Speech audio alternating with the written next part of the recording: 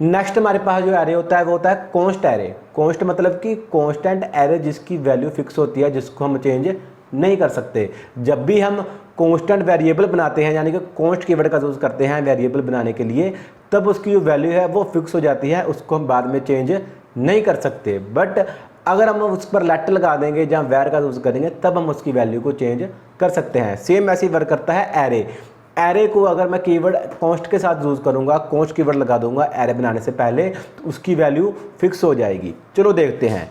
मैं अब यहाँ पर जाता हूँ, मैं अगर यहाँ पर कॉन्स्ट लगा दूँ और यहाँ पर मैं ए के अंदर 10 लगा दूँ, ठीक है, तो मैं यहाँ पर लगाता हूँ डॉक्यूमेंट डॉट राइट और यहाँ पर मैं ए लगा देता हूँ। तो अब देखना सिंपल, तो यहाँ पर 10 आ गया।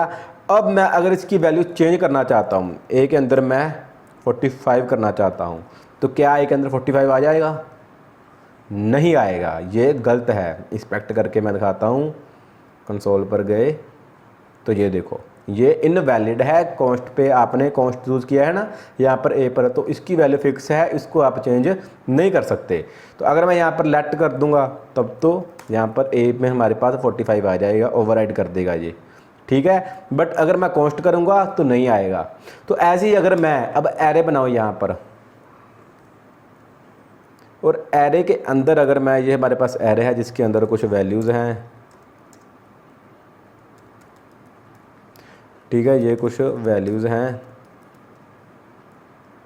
तो अब देखना, अब तो यहाँ पर जैसे ही हमारे पास डिस्प्ले होगा,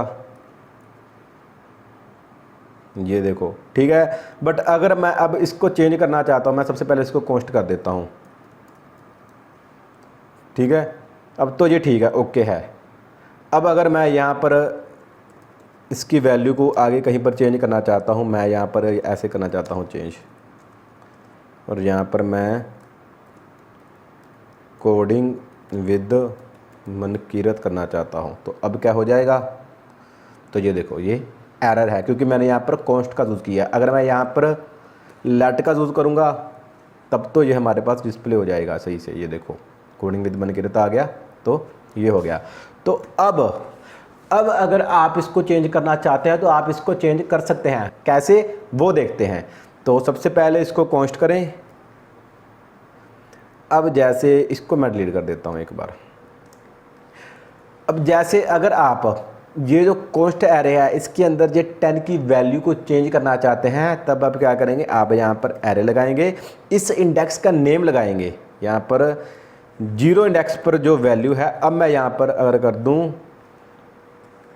12, तो अब देखना, तो अब यहाँ पर 12 आ गया। तो अगर आप यहाँ पर आएँ, यहाँ पर आप जो 2 इसका इंडेक्स है 0 1 2, यानी कि यहाँ पर मनकीरत है, वहाँ पर मैं कर देता हूँ कोडिंग विद मनकीरत, सेव किया।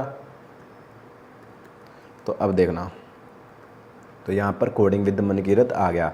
तो ऐसे आप कॉन्स्ट एरे, जो फिक्स्ड एरे होता है, उसके अंदर भी वैल्यूज़ को चेंज कर सकते हैं। आप ऐसे भी कर सकते हैं। मैं अगर यहाँ पर, हम ऐसे भी एरे बनाते हैं ना, एम्प्टी एरे बनाऊँ। अब एम्प्टी एरे के अंदर मैं अगर वैल्यूज़ पास करवाना चाहता हूँ तो ये वैल्यूज़ ऐसे पास हो जाएंगी। 0 इंडेक्स पर 12 आ जाएगा, 1 पर कुछ नहीं है तो 1 पर आ जाएगा एम्प्टी स्लॉट, और 2 पर आ जाएगा यहाँ पर हमारे पास कोडिंग विद मनकीरत। ये देखो यहाँ पर जो 1 है, ये देखो यहाँ पर गैप आ गया।